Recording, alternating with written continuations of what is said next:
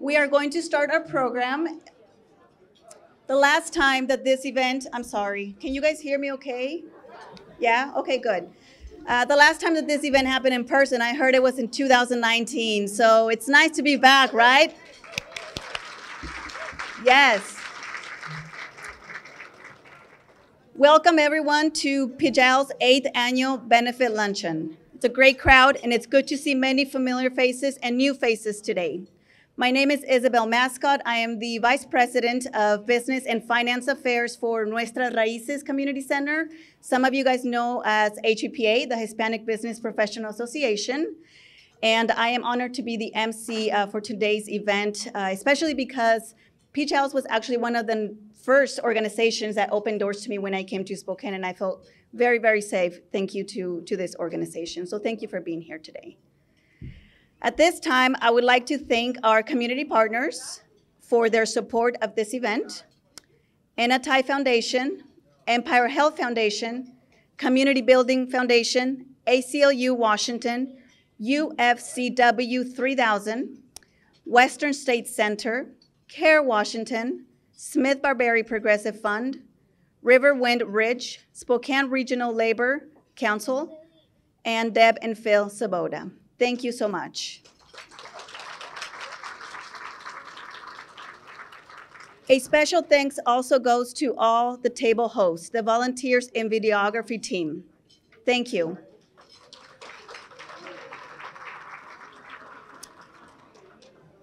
And since we haven't been here since 2019, I would like to see some hands up today. So raise your hand if you are new to PJALS. Thank you. Welcome. Very exciting to have you here. Raise your hand if you've been part of PJALS for the past 10 years. Wow. Good to see those hands. Thank you for your dedication in supporting this organization. Our donors is what keep us running, so shout out to all of our monthly donors. Thank you so much for your contribution.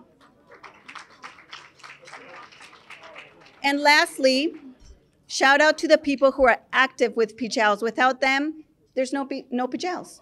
So volunteering to plan action and events, helping make them successful, or showing up at marches, city council mobilizations, or other ways we make our values visible and heard. Thank you so much for your dedication. I'm a little short, so I'm trying here. At this time, it is an honor for me to introduce you all to a person who I truly appreciate very much. Because like I mentioned earlier, she was one of the first people in Spokane that actually opened doors to me and made me feel safe. That is Liz Moore, and I'm sure a lot of you guys know her. Liz Moore is PJALS Executive Director. She began her activism in PJALS youth group as a Deer Park High School student after looking up the word peace in the phone book. She worked as an organizer and educator in unions and community groups on issues including marriage equality, racial justice, and worker rights before returning to the organization that helped her shape and define the work that she did as a young activist. She is passionate about grassroots leadership development and supporting youth leaders, young leaders. In all that she does, Liz also holds fast to the belief that every day people have the power to build a just and nonviolent world. Liz has acted as PJALS director since 2009, so let's welcome her up here.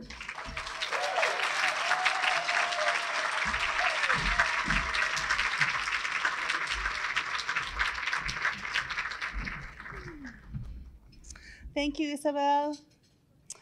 I just want to look at all your faces for a minute. Y'all look really good. Beautiful. Isn't it wonderful to be in the same place together? It's really good. I've really missed you, and it's wonderful to be together with you.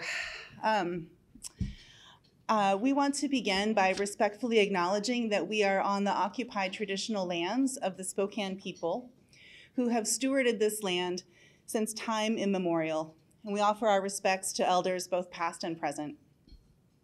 We commit to intentionally addressing the outcomes of the doctrine of discovery with the truth about the people who are already here and who continue to resist the impacts of ongoing colonization and to sustain their culture, language, and people. We know it is insufficient to simply acknowledge the land we occupy. Our words are only as meaningful as our actions. We commit to centering the voices, leadership, and solutions of Indigenous people in our communities and around the world. We stand in solidarity with Indigenous people who are leading the fight to protect our planet's biodiversity across the globe. And we encourage you to give financial support to Indigenous-led organizations here in the land of the interior Salish peoples, to buy native and to integrate the essential voices of Indigenous people in our lives all year long. I also want to take a moment to thank and recognize the staff of this wonderful venue who are serving us, and let's keep that service reciprocal and in both directions. Thank you all so much.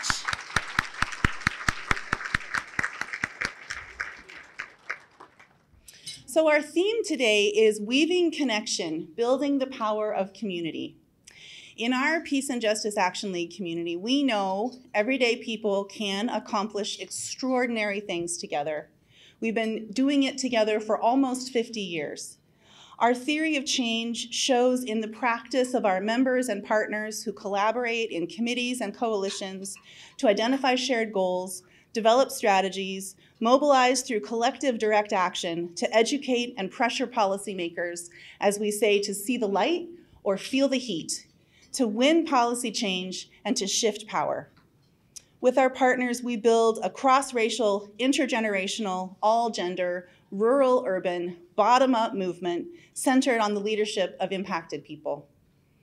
We are organizing in multiple ongoing crises of structural and ideological white supremacy, violent and political far-right authoritarian and white nationalist organizing, poverty and class exploitation, climate crisis, and more.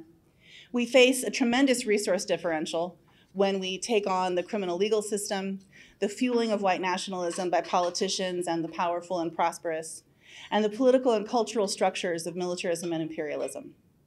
Nationally and locally, certain politicians and the powerful and prosperous exploit racist rhetoric to turn working people against each other while they rig government and the economy for themselves. Then they point the finger for our hard times at poor families, Black people, new immigrants, and Muslims. The wealthy get richer, we get poorer, and the power of government is turned against Black, Indigenous, and communities of color here and around the world. Spokane County, we know, is contested territory. We're in struggle over who belongs, who's worthy, who's seen as a threat, who deserves to be safe. Just under the surface, that's all about race and class, two topics we're deeply conditioned to be silent about. In our new program, Building, Organizing, Leadership Development, or BOLD, we're breaking the silence, diving in together, and reaching out to invite more people into community and into coordinated action, because we know we can fight back and we can win. You can clap. Yes, yes, yes.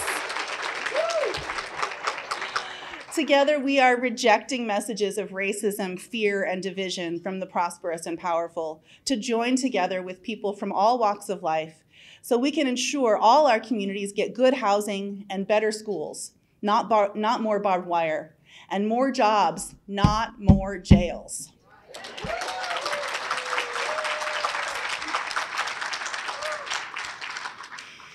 Our top 4 priorities in our organizing and leadership development work are, first, ending mass incarceration and systemic racism in our city-county carceral system through the campaign to defeat Measure 1 on the November ballot, which would fund massive jail expansion, through organizing and outreach in our BOLD program, and through coalition organizing with our partners in Smart Justice Spokane and the Platform for Change Coalition. Let's say it together: no new jail. No new jail. Second, in our priorities is countering white nationalism by building an informed, active, explicitly anti-racist culture within our own organization and community and in the greater Spokane region through our BOLD program and other work. Third, education for action on grassroots organizing and racial justice through BOLD, our Showing Up for Racial Justice Committee, and our Peace and Justice Action Committee. through our Peace and Justice Action Conference and other events and workshops throughout the year. And we train peacekeepers, including this Saturday, to be skilled in nonviolent de-escalation in support of our campaigns, our community, and our values.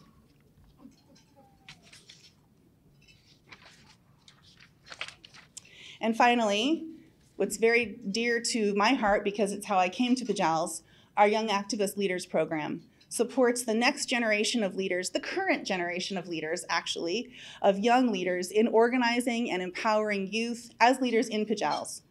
Our multi-generational membership consistently identifies this work as a priority year in, year out commitment. We all need and long for connection and community. These are the foundations of a movement that can build and hold power. Not power over, but instead power with. Power with each other. Power with accountability. Power with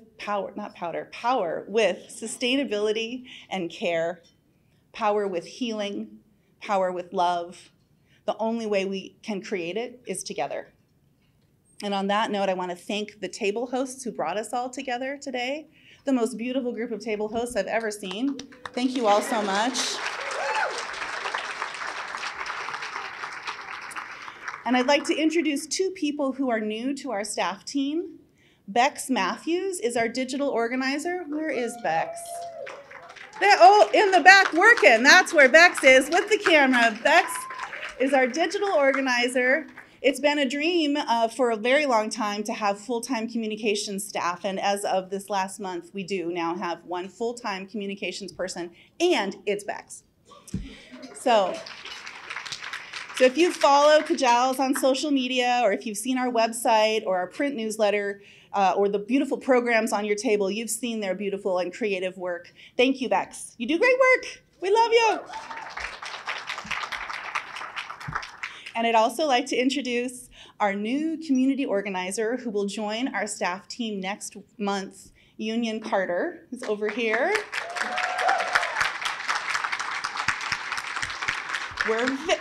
Would you just stand up? There she is.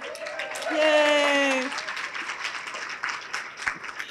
A face you'll see many times. Union just, 2 weeks ago, graduated from Gonzaga University with a degree in political science and sociology with a minor in leadership studies. Her experience includes working with the Black Student Union and the university's Diversity, Inclusion, Community, and Equity Department. We are very excited to welcome Union to our team and to our PJALS community.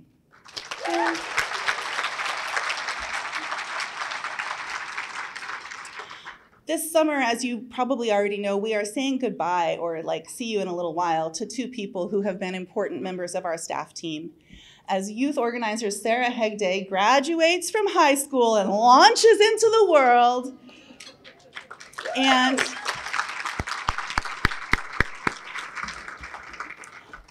as organizer Jack Archer moves into their lifelong dream of becoming an attorney.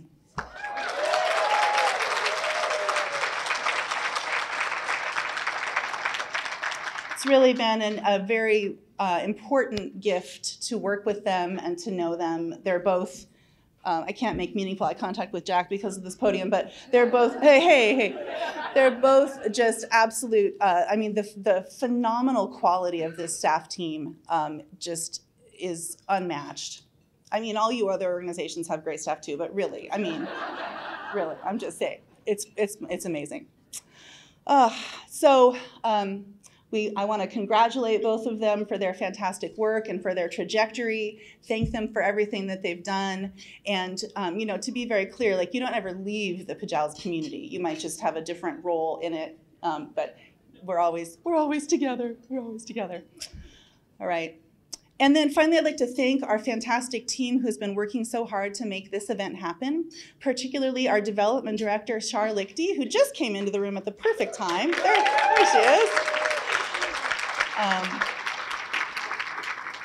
Shar worked very closely with Bex and with steering committee member co-chair Sally Winkle and steering committee member Heather Wallace to organize this event. Thank you so much for all of your work, and thank you all for joining us today.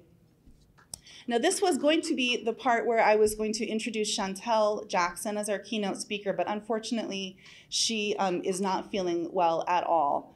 And so I was urging her, do you have a ride to urgent care? Yes, she does. So we wish her all the health and support that she needs. I still want to tell you a bit about her, even though it's not an introduction, I'm just talking about her, because she's so phenomenal. So Chantel Jackson is a multimedia artist and writer currently residing in Spokane by way of Buffalo, New York. She works with various mediums in her visual art process with a focus on ink drawing, with curiosity and wonder as hallmarks of her artistic process. She is the program director with Spokane Arts. She is the artist of the beautiful letter K on the Black Lives Matter mural in downtown Spokane. In this work, she was inspired by traditional West African colors and took inspiration from West African textiles for the patterns. Her piece pays homage to her roots and celebrates Blackness. She wants to be seen not only for her pain at the hands of systemic racism, but also to be seen through the joy, resilience, and perseverance of not just herself, but her family, who are still with her, and her ancestors who fought and came long before her. When the mural was vandalized, she repaired it and left some of the vandalism as a reminder that even in a message for basic dignity and human rights, there is a stain on our country that has never been rectified. We still have so much work to do. Chantel is part of a current exhibition at the Northwest African American Museum in Seattle entitled The Colors of Life, African American Abstract Art and the Regathering of Community, which is open for several more weeks. With other artists in this exhibition, Chantel uses her art to revitalize hope, connection, joy, and reflection while restoring community. So we send Chantel all the healing vibes that we've got to share and look forward to hosting her in the future. And with that, I'll turn it back to Isabel. Thank you all.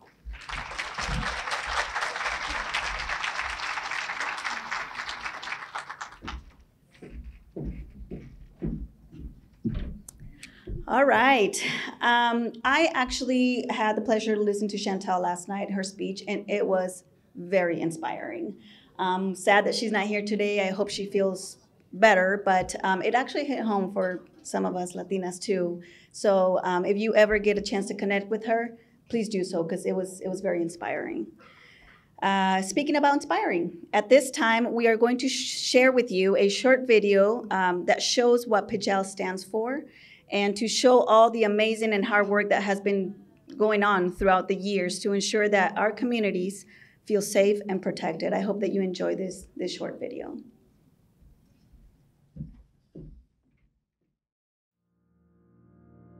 My relationship with PJALS really began through my local racial equity and justice work.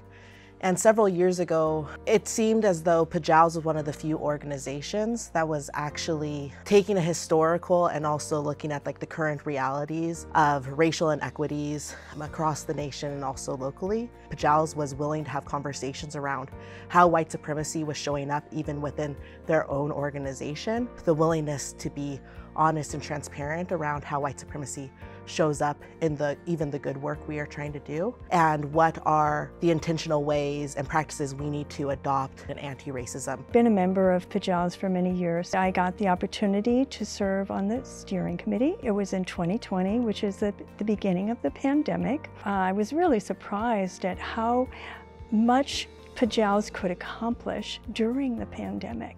Mostly we just switched to virtual and had a lot of Zoom meetings, and then we had conferences, fundraisers, and webinars, and a lot of people attended by Zoom, and it really gave us an opportunity to remain connected to each other through this very isolating time. This idea came about bringing Ian Haney Lopez to Spokane to talk about dog whistling, to talk about race-class narrative. He was invited to be our speaker at the PJALS conference, and then from there, that conversation evolved into having the Boat Academy, and I got involved basically helping to brainstorm about exactly how we should tailor the Boat Academy into the Spokane context with issues that are relevant to Spokane, but also with other skills and knowledge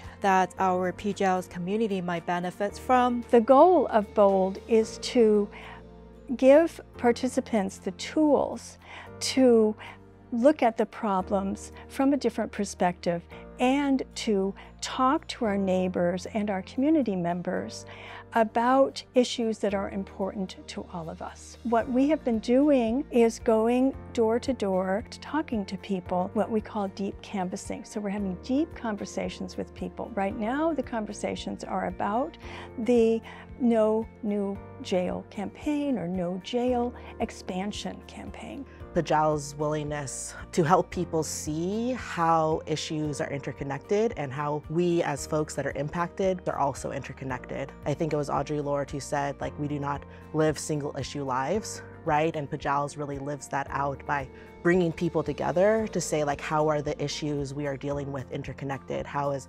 economic justice connected to racial justice? How is it connected to ecological justice? How is that connected to the larger peace movement? In the past few years, PJALS has been focusing particularly on criminal justice reform, immigrants' rights, and police accountability, and fighting against mass incarceration, in addition to many other issues.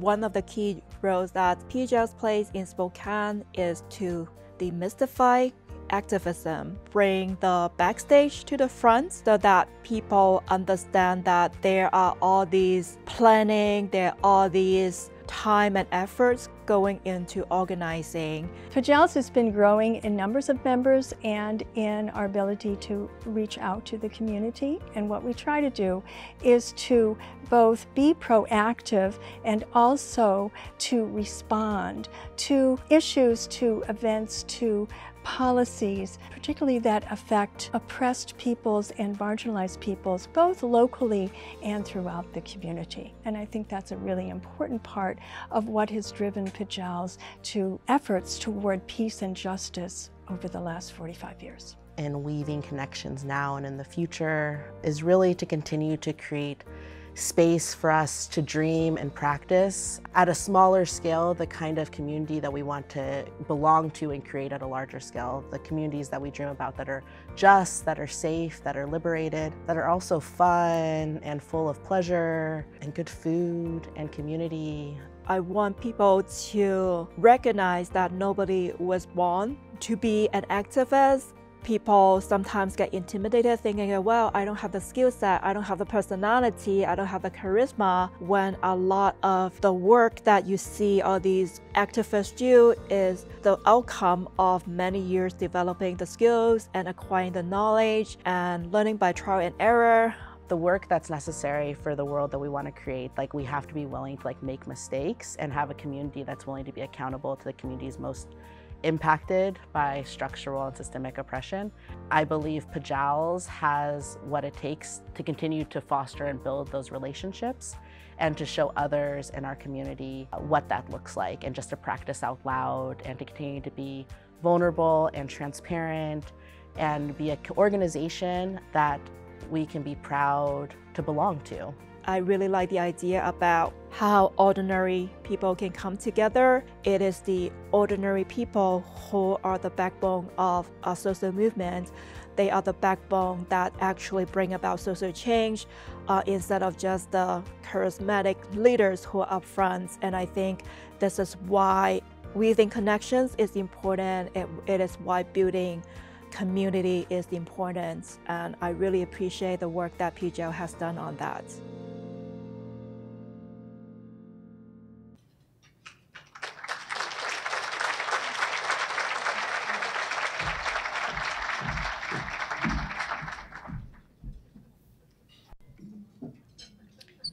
Great video. I love short videos like that that just highlights, everything that we do.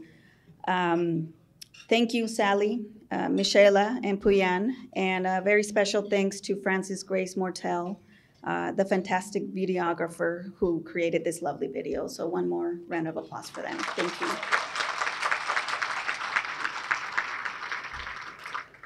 And now I would like to invite and introduce to you all Jack. Come over here. Jack Archer, they are the organizer for PJALS. Justice Foro from Spokane Community Against Racism. And Sarah Hegde, PJALS youth organizer.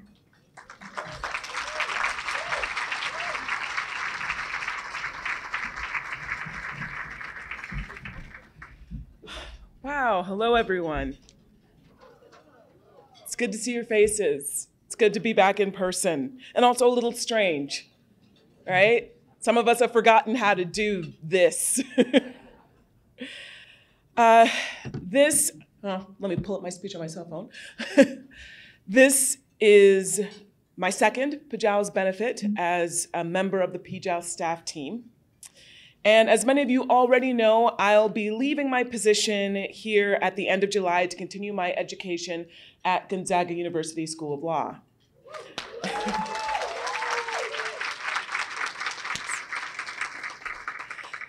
I will miss very, very much serving as the organizer of this fantastic organization. But as we all know, this is not the kind of community that lets go of you very easily, so I'll be around. When asked about what PJALS stands for, what we do, I increasingly refer to Dr. King's analysis of poverty, racism, and militarism as the triple evils, intertwined forms of violence that are barriers to beloved community. In the tradition of American philosopher Josiah Royce, King imagined a world where everyone shares in the wealth of our earth, international standards of human decency protect against poverty, hunger, and homelessness. International disputes are resolved by peaceful conflict resolution instead of military power. Love and trust triumph over fear and hatred. Racism, bigotry, prejudice, and discrimination are replaced by an all-inclusive spirit of human kinship. And peace and justice prevail over war and military conflict.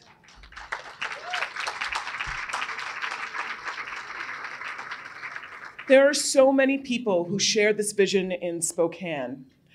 Most notably to me, the Peace and Justice Action League, right? It's in our name. But King was pragmatic, and I strive to be as well.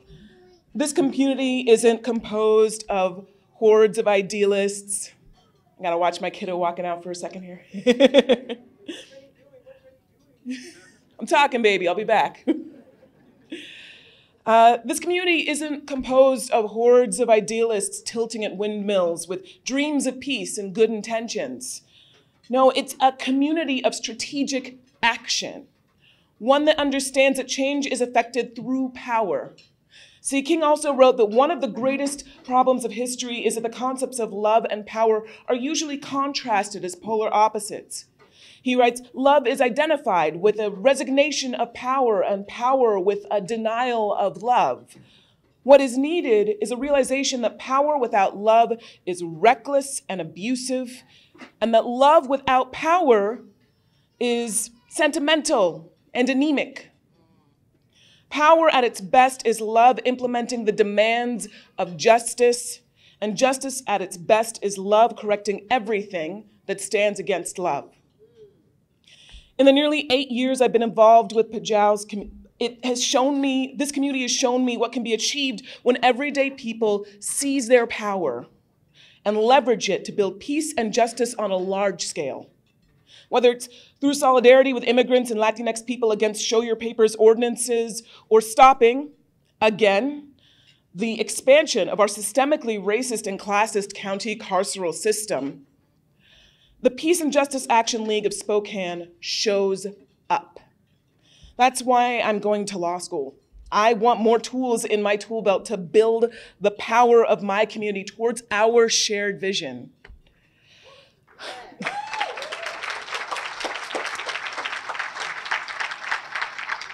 I'm really grateful to PJALS and to all of you, the community that really makes up this Peace and Justice Action League, for the privilege of working towards this vision in a way that supports my family and has helped me grow as a person.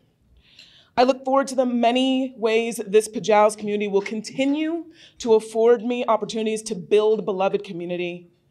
As I said, I'm leaving staff, But I'll be around, and I hope you will too, because there's lots of work to do.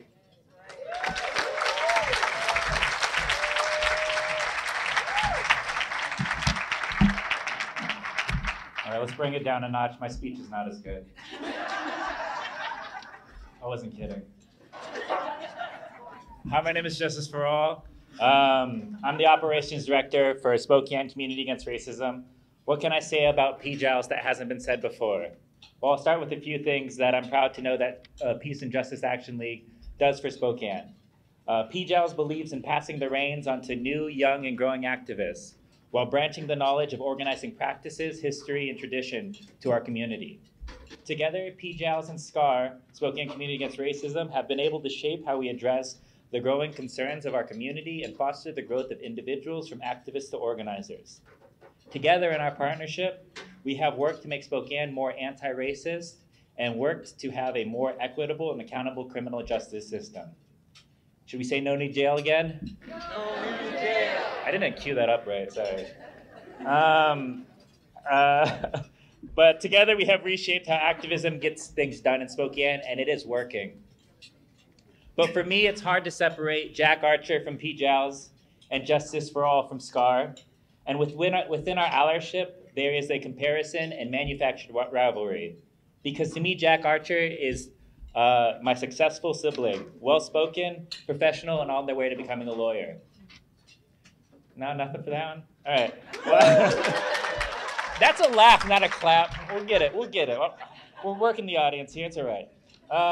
While I come onto the scene more comfortable being not as professional or respectable, a college dropout, landscaper, and arrested for allegedly jumping in front of police bikes.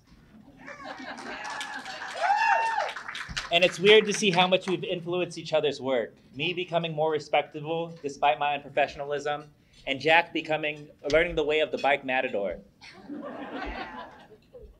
But it's weird to find values in parts of yourself that you are less of. Muscles you didn't know you needed that you needed or could flex. Through examples of people who lead well and with confidence, which Jack and PJALS do. I have learned not only do I have those muscles, but how to properly train and grow them. The first time I met Jack Archer was in a Zoom meeting. Jack was a facilitator.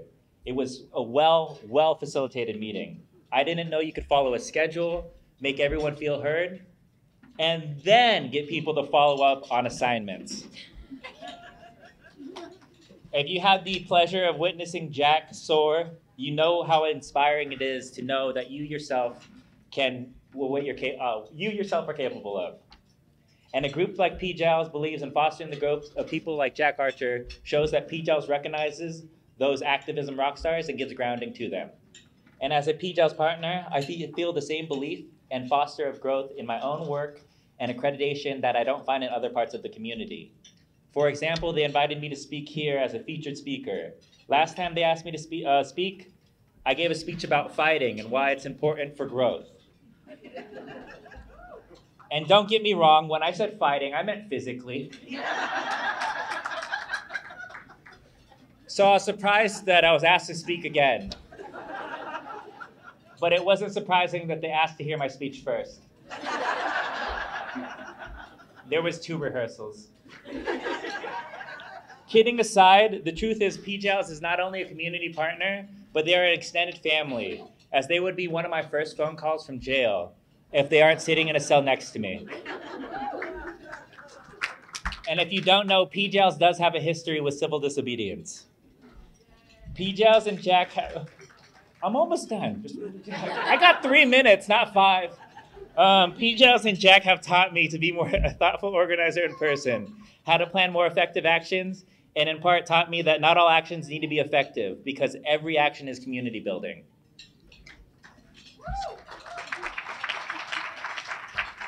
Give money to PJALS is basically the last line.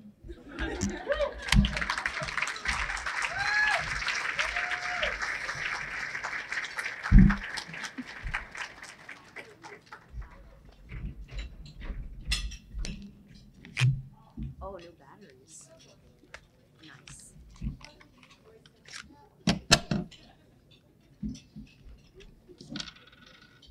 Oh, come on.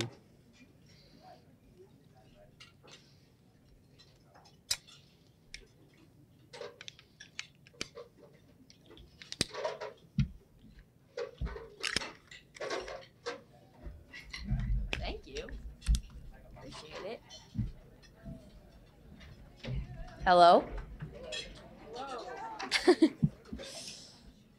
Hello, everyone. My name is Sarah Hegday. I'm the youth organizer on staff at PJALS. I'm 18 years old and will graduate from Lewis and Clark High School just in a couple weeks in June.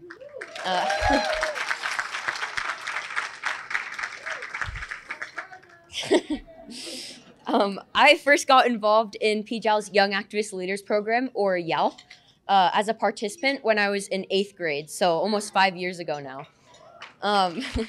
This first year, I was very involved, and I loved the community that I had found, not only with other young people, but with older leaders, both of whom I found that I was constantly learning from. I want to give you a little bit of a background about what YALP is. So the Young Activist Leaders Program aims to deliver what PJAL sees as the basic organizing skills, or what we think is the most important information to know before you go out into the community and start organizing. We do this through interactive workshops, but a big part of this learning also comes from spending time around other justice-minded young people in the community. Learning from our peers with different perspectives from their different backgrounds, schools, and communities as they also work on their different projects is one of the most valuable things that YALP gives their participants. Here, I had found a place to productively turn my justified anger about injustices that I recognize more and more in my everyday life into change and opportunities to learn from the people around me. I found that learning from my peers, people similar age or even younger than I was, inspired me and showed me that I was capable of being a part of change too. Even now, I hold on to these people and those feelings when problems we work to solve feel too daunting and the authority feels too powerful to shift real power. I hold on to these people knowing that we can build this power together through community and resistance. I was and still am incredibly thankful for the resource that helped me learn about my community and start to address and have real conversations about racism in Spokane County. In August of 2019, our director, Liz, told me that PJALS had applied and received a grant to hire 2 new young people to run YALP. YALP had already had such a big positive impact on my life, so I was ecstatic for that impact to grow not only on myself, but on other people. Through my 4 years of running YALP, both YALP and the organization have been through a lot. We started a traditional YALP session in the fall of 2019 and began to work on a project together called Arts in Action before we went online during the pandemic. We continued this project with some modifications and started digging into online organizing.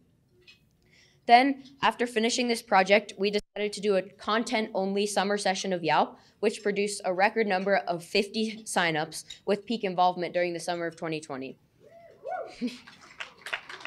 Then, through the 2020-2021 season, we ran like an adult session of YALP, which we called GROW, or Grassroots Organizing Workshops, which was very fun. We got to have that really intergenerational experience, and again, that was all online. And then the online session for 2021-2022 was a small but committed cohort with our youngest participant in 7th grade, so that was really awesome. And then this 2022-2023 session was back in person for the first time since the pandemic. And then even through this session, there were major changes, which included hiring 3 new youth organizer interns, one of whom is here today. Pascal is back there, if you want to talk to them later. Yeah, I'm really enjoying learning from them and also guiding some of their involvement within PJALS. So yeah, I'd say the constant and grounding foundation through all of these changes over the last 4 years were our outstanding members, all of you. PJALS relies on donors like you to keep YALP going, to allow us to undergo all of these changes that took place in the last 5 years and come out stronger and ready to mobilize more people to act and seek justice in their own smaller communities, whether that be at a school, a job, or another place they occupy in Spokane. Giving monthly supports the work today, next year, and the year after. Monthly gifts help us be strategic and smart with every dollar that you give. Your monthly gifts of $5, $50, or $100 help us build this movement. No gift is too small or too large. Every dollar counts, and every gift means we are moving together towards justice. YALP has given me so much.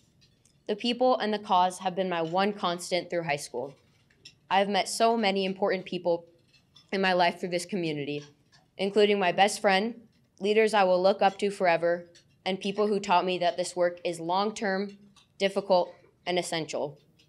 It has formed me into the organizer I am now and the one who I will become.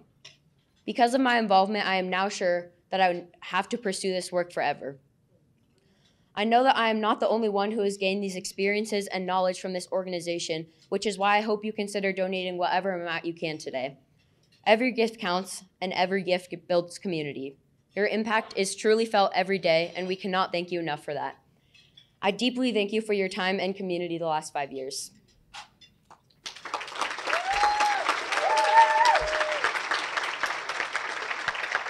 Okay, now I'm going to talk a little bit about how to actually give money. So our goal is to raise $37,000 with our spring fund drive. So not just this, but also other parts of the spring fund drive. And you can give a variety of different ways to help us meet this goal. So you can donate monthly. If you're already a monthly donor, we ask you to please consider raising your monthly donation or giving an additional gift today if you can. You can give today with the donation envelopes on your table, white with writing. Or you can use your phone camera to scan the QR code, which is on the program, and that takes you directly to the donation form. Or if you want to just go straight online without scanning the QR code, you can go to www.peacejustice.org/2023 Spring Fund. I'll say that again, www.peacejustice.org/2023 Spring Fund. Yeah, we also asked you to consider making a 4-year pledge today to move us into our next 50 years even stronger. We're coming up on our 50th anniversary here, so that's very exciting. Yeah, you can also use the donation envelope today to ask about planned giving. But yeah, thank you so much for your time and for listening to me talk today. Yeah, thank you.